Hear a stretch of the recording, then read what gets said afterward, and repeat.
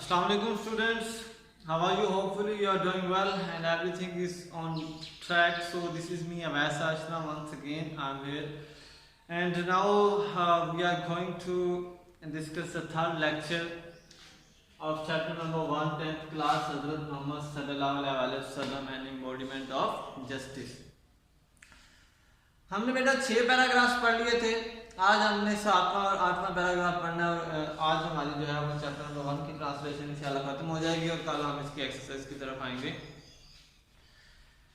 Translation शुरू करते हैं। हजरत मोहम्मद सल्लल्लाहु अलैहि वसल्लम was on his death bed, जब आप सल्लल्लाहु अलैहि वसल्लम अपने बिस्तरे मर्ग पर थे, यानी जब आप सल्लम का विसाल करीब आ गया, आपके दुनिया से कूच करने का वक्त करीब आ गया, तो उसको हम बिस्तरे मर्ग, जब इंसान बीमार होता है और आप सल्लम भी अपने जब विसाल के वक्त काफ़ी बीमार हो गए थे, तो वो इंसान जो जिस बिस्तर पे पड़ा होता है उसको बिस्तरे मर्ग कहते हैं, डेथ बेड। ठीक है।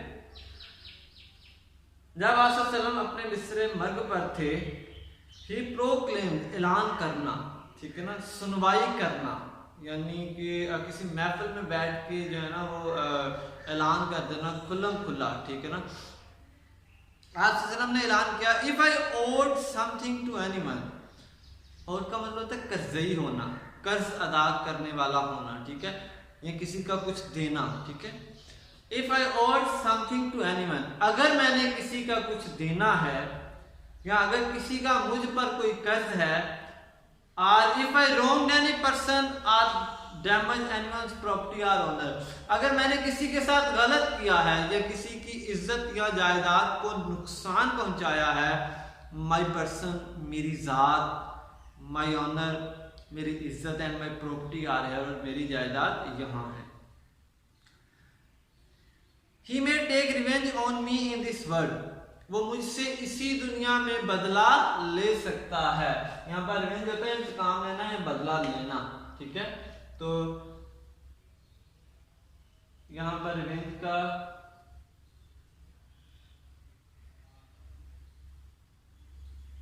इमेज होगा। ठीक है।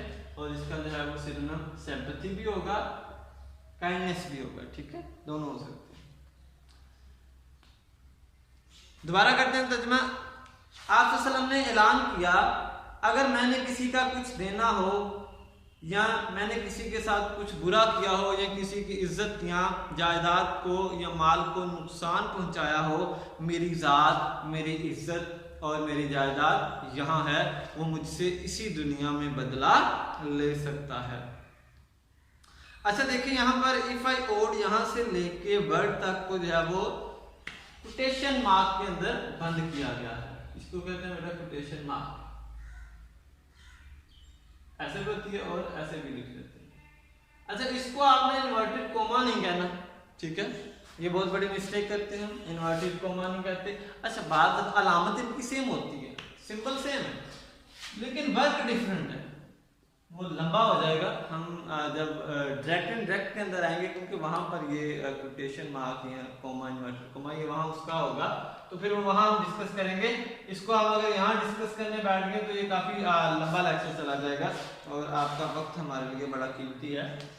तो ये जो है ना वो स्पीच कही गई है। ठीक है ना, आप सल्लम ने बात कोट की है, किसी के मुंह से निकली हुई बात को कोट करना कहते हैं, तो ये आप सल्लम ने कहा है। ठीक है ना।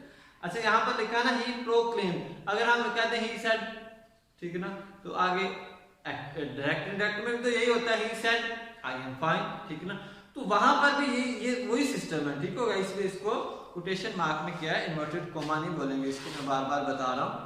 देयर वाज कंप्लीट साइलेंस, वहां पर मुकम्मल खामोशी थी। अब यहां पर साइलेंस, ठीक है, साइलेंट नहीं आया, साइलेंस कहते हैं खामोशी, ये नाउन होता है। अगर हम बोलेंगे साइलेंट तो खामोश, यानी क्या होगा, एडजेक्टिव होगा। तो अगर हमें इसका एडवर्ब बनाना है तो साइलेंटली, खामोशी के साथ। ठीक हो गया। तो ये ग्रामर को थोड़ा सा अजीम में रखा करें, और अगर आपको कोई जुमला, आपको लफ्ज आता है तो उसकी जरा जो है ना वो पड़ताल किया करें, उसकी खोज किया करें, आया कि ये अगर नाउन है तो भाई इसका वर्ब क्या होगा, अगर वर्ब मिल गया तो भाई इसका एडजेक्टिव भी कोई ढूंढ लेते हैं, अगर एडजेक्टिव ढूंढ लिया तो फिर इसका कोई एडवर्ब भी होगा। जाहिर बात है अगर एडवर्ब है तो वो कोई ना कोई टाइप होगी, कौन सी टाइप है, ठीक है ना। तो इसको थोड़ा सा ना पोस्टमार्टम किया करो वर्ड्स का। एक वर्ड सुन लिया जिसका माने ये होता है दैट्स और रट्टा मार लिया, अल्लाह अल्लाह फैसला, क्या इसके पीछे इसका क्या क्या बन सकता है, इसकी ग्रामर क्या बन सकती है, इसके सिनोनिम, इसके एंटोनिम, कोई जो है ना वो सरदर्दी नहीं है। बस वो एक रट्टा लगाना है, हमने देखा सर ने बता दिया ये लफ्ज है, बस कर लिया, ठीक है। कम से कम जो आपको अल्फाज दिए जाते हैं उन अल्फाज का जो है ना उसका पोस्टमार्टम करने की कोशिश किया करो, ठीक है। फिर अगर प्रॉब्लम आए तो किसी से पूछ लिया करो, ठीक है। तो इसको जो है ना वो आप कोशिश किया करें कि ये आप माशाल्लाह 10th में हो गए, 10th का स्टैंडर्ड ये नहीं होता लफ्जों को देखा याद किया और काम खत्म, ठीक है ना। इसके अंदर थोड़ा सा डेल्व इनटू हुआ करें या इसके अंदर गोताखोरी किया करें और पता चले आपको कौन सा लफ्ज क्या है। देयर वाज कंप्लीट साइलेंस, वहां मुकम्मल खामोशी थी। Only one person demanded a few dirhams, सिर्फ एक बंदे ने कुछ दिरहम का मुतालबा किया। डिमांड होता है मुतालबा करना। विच वर पेड टू हिम, जो कि उसे अदा कर दिए गए, पैसिफाइज का सेंटेंस है विच वर पेड टू हिम, ठीक है। क्योंकि वैसे वाजवर के साथ आईएनजी आता होता है, हमने पढ़ा ना कंटिन्यूस के अंदर, कंटिन्यूस फिक्रों के अंदर प्रेजेंट हो गया, पास्ट हो गया या फ्यूचर हो गया, आईएनजी आता है। लेकिन अब देखिए वाजवर के साथ थर्ड फॉर्म आ रही है तो बच्चे परेशान होते हैं, सर ये तो ग्रामर का रूल खत्म हो गया, गलत हो गया। तो बेटा ये पैसिफाइज के सेंटेंस होते हैं, वहां पर थर्ड फॉर्म ही इस्तेमाल होती है हेल्पिंग वर्ब के साथ। चलें जी, यहाँ पर ये कंप्लीट हो गया हमारा पैराग्राफ। हम नेक्स्ट चलते हैं। अल्लाह के रसूल सल्लल्लाहु अलैहि वसल्लम proved by his own example, अल्लाह के रसूल सल्लल्लाहु अलैहि वसल्लम ने अपने खुद की मिसाल से ये बात साबित की that no one could be more firm and justice than him, कि कोई भी आप सल्लम से ज्यादा जो है वो इंसाफ पसंद नहीं हो, मजबूत और फिर्म फॉर जस्टिस, आप सल्लम से ज्यादा इंसाफ पर पुख्ता नहीं रह सकता। बेटा इंसाफ करना एक और चीज है, फिर इंसाफ पर कायम रहना वो उससे भी ज्यादा दुश्वार होता है और सब्र तलब होता है, ठीक है। तो आप सल्लम ने ये भी करके दिखाया। Even if it was against his own interest, अगर हत्ता कि अगरचे ये उनके अपने खिलाफ, his own or the interest of those, या उनके मफाद के खिलाफ, who were near and dear to him, जो आप उनको प्यारे और अजीज थे, ठीक है। इंसाफ ये तकाजा नहीं करता कि आपका कोई रिश्तेदार है तो आप उसके साथ थोड़ा रिलैक्स हो जाएं।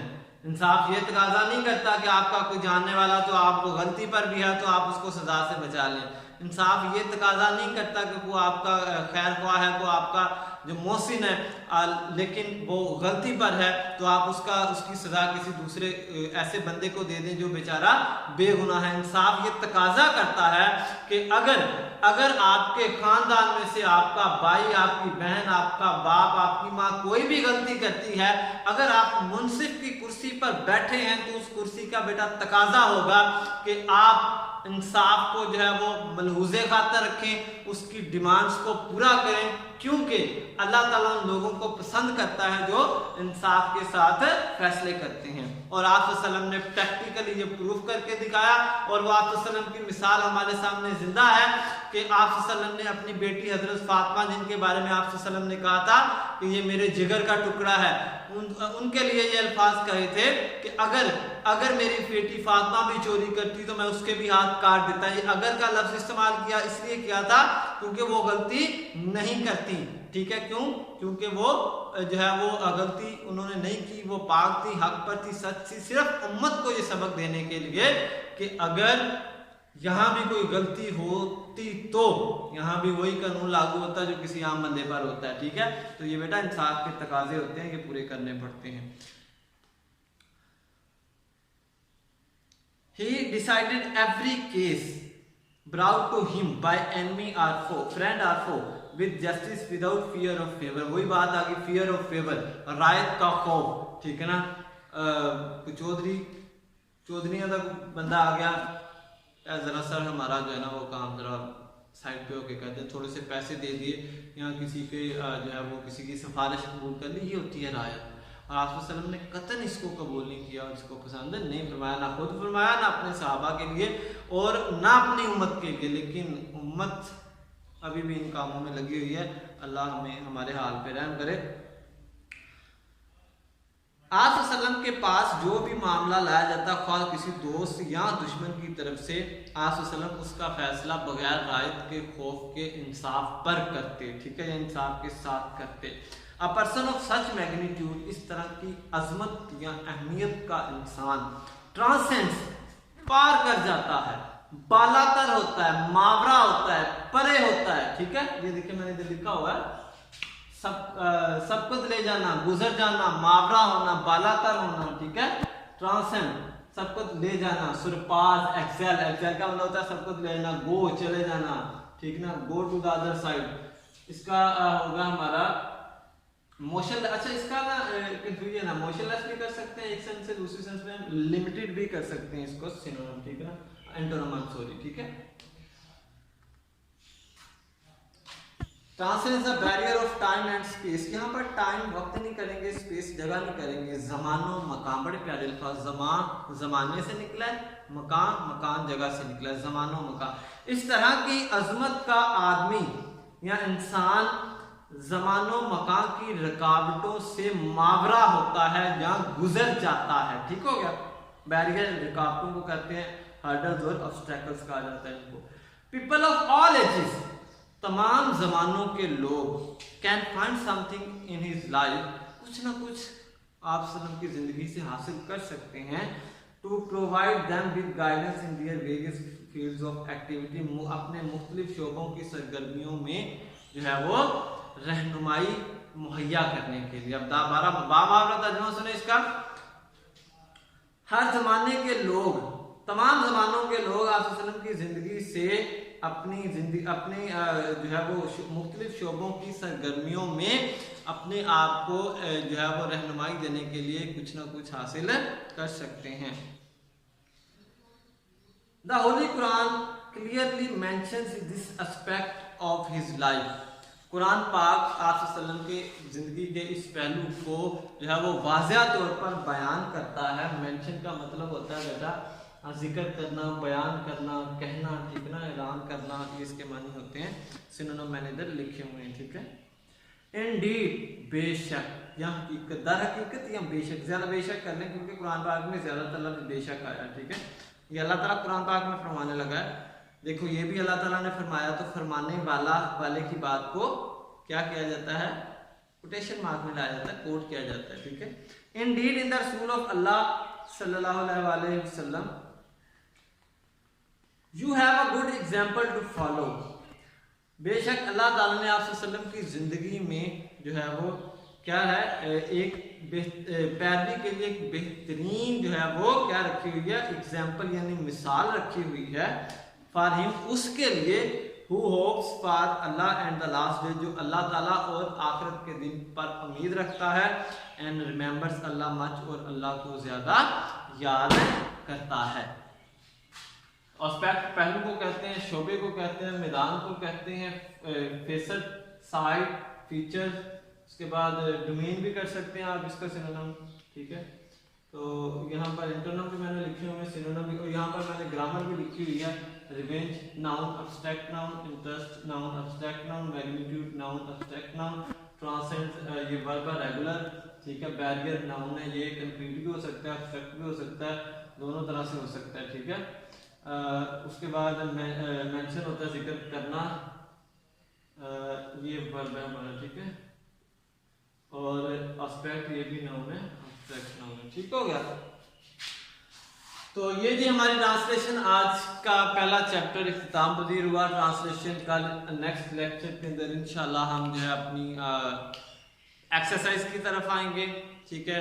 तो अगर बेटा लेक्चर अच्छा लगा हो और आपको वीडियो पसंद आई हो तो इसको लाइक ज़रूर कीजिएगा और चैनल को सब्सक्राइब लाजमी करें, और इसको अपने दोस्तों के साथ, अपने रिलेटिव्स के साथ लाजमी शेयर करें, खुसूसन लोगों के लिए जो 9th-10th के स्टूडेंट हैं, ताकि वो जो है वो इन हालात में घर बैठे जो है वो तालीम से जो है वो इस्तिफादा हासिल कर सकें।